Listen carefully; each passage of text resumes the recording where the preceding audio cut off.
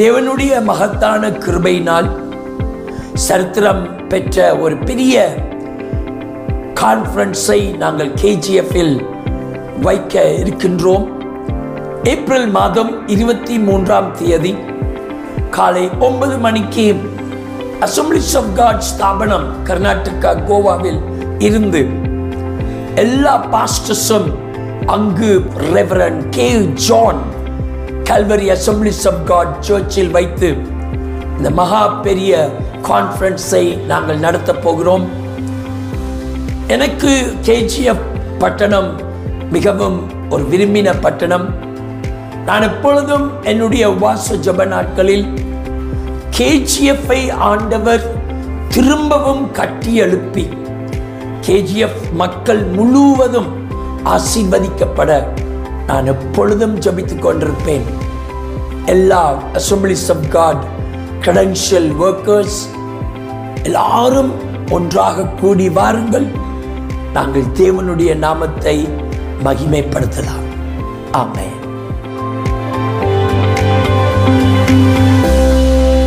Guarantee card கொடுத்தோம். இது 2000 ரூபாய் ஃப்ரீ, கரண்ட்டு ஃப்ரீ, அரிசி 10 kg வரும், அப்புறம் பஸ் ஃப்ரீன்னு சொன்னோம். இப்போ மேடம் உங்கள் கஷ்டத்தெல்லாம் பார்த்து இன்னைக்கு ராகுல் காந்தி, நம்ம சித்தராமையா, DK சிவகுமார் இவங்கெல்லாம் சேர்ந்து 1 லட்சம் ரூபாய் கொடுக்கணும் லேடிஸ்க்கு அப்படின்னு சொல்லியிருக்காங்க. மாதம் ஆனால் 8000 ரூபாய் உங்களுக்கு இந்த 2000 ரூபாய் எப்படி வருது அந்த மாதிரி 8000 ரூபாய் உங்கள் 8500 ரூபாய் உங்கள் அக்கௌண்ட்டில் விழும்.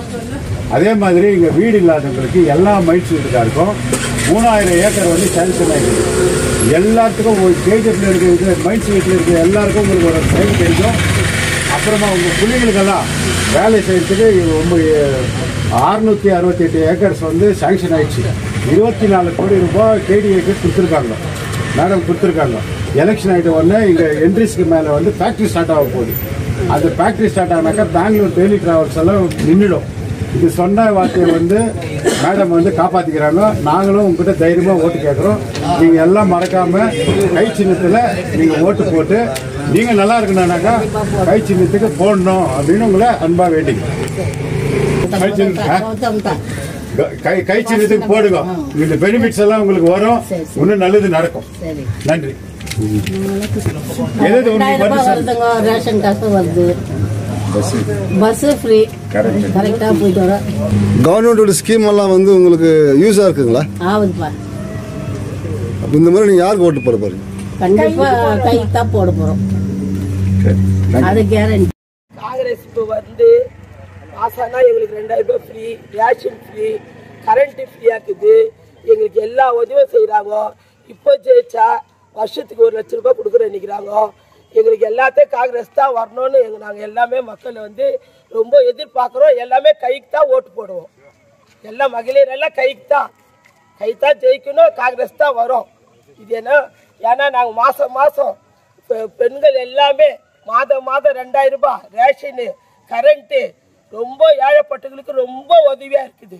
காங்கிரஸ் ரொம்ப உதவி பண்ணிட்டு இருக்குது. இதுக்கு மேற்பட்ட காங்கிரஸ் தான் வரும்ன்ற நம்பிக்கை வரும் தான். காங்கிரஸ் தான் எல்லாம் கைத்தான் போடுவாங்க. ಇದು ಏನು ಉಣ್ಮೆಯಾನ ಕಥೆ. ಆಮೇಲೆ bus free, ration 10 kg 5 kg ದುಡ್ಡು ಬರ್ತಾ ಇದೆ, 5 kg ರೇಷನ್ ಬರ್ತಾ ಇದೆ. ಇವಾಗ ಮುಖ್ಯವಾಗಿ ನಾವು ಪ್ರಚಾರ ಮಾಡ್ತಾ ಇರೋದು ಏನಂದ್ರೆ, ಇಲ್ಲಿ ನಮ್ಮ ಯುವಕರು ಎಲ್ಲರೂ 20 ವರ್ಷದಿಂದ ನಮ್ಮ ಡೈಲಿ ಟ್ರಾವೆಲ್ ಮಾಡ್ತಾ ಇದ್ದಾರೆ. ಅದರಿಂದ ಮೇಡಮ್ ಅವರು 668 ಏಕರ್ಸ್ ಇವತ್ತು ಜಿಯೋ ಮಾಡಿ ಆರ್ಡರ್ಸ್ ಆಗಿದೆ. ಇಂಡಸ್ಟ್ರಿಯಲ್ ಪಾರ್ಕ್ ಅಂತ ಆರ್ಡರ್ ಆಗಿದೆ, ನಮಗೆಲ್ಲ ಗೊತ್ತಿದೆ. ಅದಕ್ಕೆ ರೆವಿನ್ಯೂ ಡಿಪಾರ್ಟ್ಮೆಂಟ್ ಇಂದ KDAಕ್ಕೆ ಬಂದ್ಬಿಟ್ಟು ಒಂದು 24 ಕೋಟಿನೂ ಕಟ್ಟಿದ್ದಾರೆ.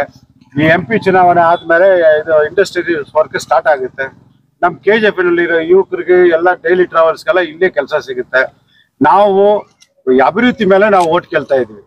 ನಾವು ಲಾಸ್ಟ್ ಟೈಮ್ ಏನು ಗ್ಯಾರಂಟಿ ಕಾರ್ಡ್ ನಾವು ಕೊಟ್ಟಿವೋ ಅದು ವಿಧಂಗ ನಡೆದ ನಮ್ಮ ಚುನಾವಣೆಯಲ್ಲಿ ನಮ್ಮ ಮುಖ್ಯಮಂತ್ರಿಗಳು, ಉಪಮಂತ್ರಿಗಳು ಅದರಲ್ಲಿ ಚುನಾವಣೆಯಲ್ಲಿ 5 ಗ್ಯಾರಂಟಿಗೆ ಕಮಿಟಿನಲ್ಲಿ ನಮ್ಮ ಮೇಡಮ್ ಸದಸ್ಯರಾಗಿದ್ರು. ಆ ಸದಸ್ಯರಾಗಿದ್ದು ಈ ಸ್ಕೀಮ್ಗಳಿಗೆಲ್ಲ ರೆಕಮೆಂಡ್ ಮಾಡಿದ್ರು ರೂಪಾ ಮೇಡಮ್ ಅವರು. ಅದಕ್ಕೋಸ್ಕರ ಇವತ್ತು KGF ಅಭಿವೃದ್ಧಿ ಎಲ್ಲರಿಗೂ ಗೊತ್ತಿದೆ. ಇಂಡಸ್ಟ್ರಿಯಲ್ಸ್ ಬಂದ್ಬಿಟ್ರೆ KGF-ನಲ್ಲಿ ನಮ್ಗೆ ಒಳ್ಳೇದಾಗುತ್ತೆ. ಆಮೇಲೆ ಇನ್ನೊಂದು ಇಂಪಾರ್ಟೆಂಟ್ ಪಾಯಿಂಟ್ ಏನಂದ್ರೆ, ಇಲ್ಲಿ BGML STB ಅವ್ರಿಗೆ ಬಂದ್ಬಿಟ್ಟು ಒಂದು ಫಂಕ್ಷನ್ ಮಾಡಿ ಒಂದು 3,000 ಜನಕ್ಕೆ ಒಂದು ಪೊಸಿಷನ್ ಸರ್ಟಿಫಿಕೇಟ್ ಅಂತ ಕೊಟ್ಟಿದ್ದಾರೆ.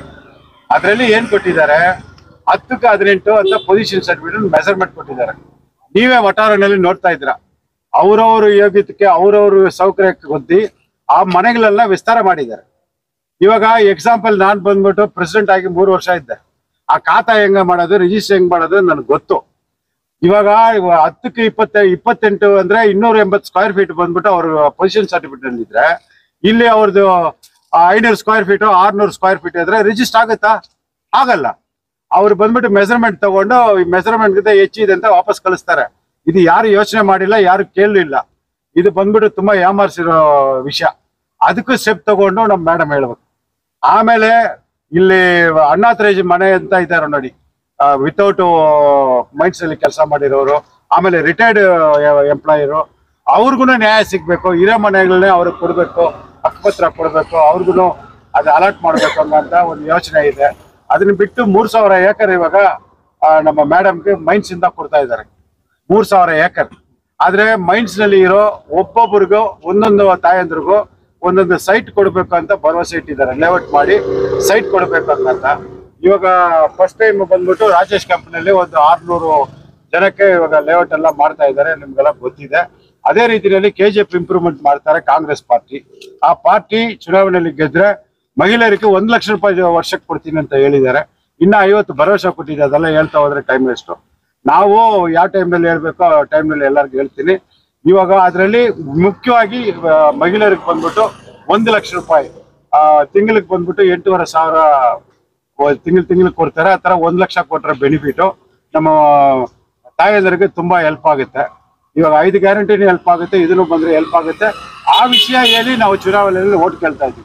ನಾವು ಕೆಲಸ ಮಾಡಿದ್ವಿ, ಕೆಲಸ ಮಾಡ್ತೀವಿ, ನಮ್ಗೆ ಓಟ್ ಹಾಕಿ ಅಂತ ನಾವು ಅವ್ರ ಹತ್ರ ಬಂದ್ಬಿಟ್ಟು ನಮ್ದು ಇರೋ ವಿಷಯ ಎಲ್ಲ ಹೇಳಿ ನಾವು ಓಟ್ ಹಾಕ್ತಾ ಇದೀವಿ. ಎಲ್ಲರೂ ಬಂದ್ಬಿಟ್ಟು ಕಾಂಗ್ರೆಸ್ಗೆ ಬೆಂಬಲಿಸ್ತಾ ಇದ್ದಾರೆ. ಈ ಸತಿ ಕಾಂಗ್ರೆಸ್ ಪಕ್ಷ 1 ಲಕ್ಷ ಮತಗಳು ತಗೊಂಡು ಈ KGF ನಲ್ಲಿ 1 ಲಕ್ಷ ಮತ ಬರುತ್ತೆ.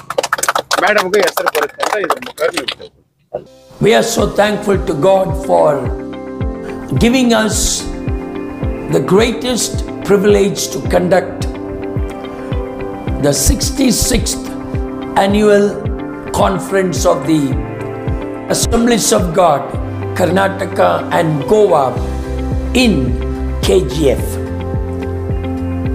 The executive committee decided to have this historic conference in KGF because of our fervent prayers for KGF to be blessed. And this conference will be on the 23rd of April at 9 o'clock. We will be starting this conference. We want all our AG pastors and all our AG workers to be there for this conference. I like KGF and I always pray during my prayer time that God should build KGF one more time so that the people of KGF will be blessed. We are having this conference in Calvary Assemblies of God, where the senior pastor is Reverend K. John. And join with us with our great conference, and we pray that God will give us a fresh anointing from His presence. See you in KGF.